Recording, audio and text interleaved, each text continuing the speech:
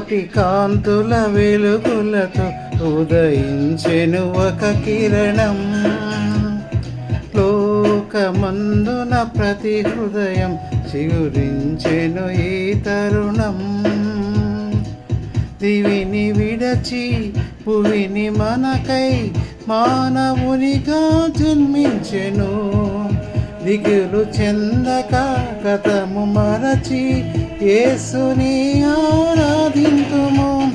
లోకానికే ఇది పర్వదినం, మహదానందమే ప్రతిక్షణం. లోకానికే ఇది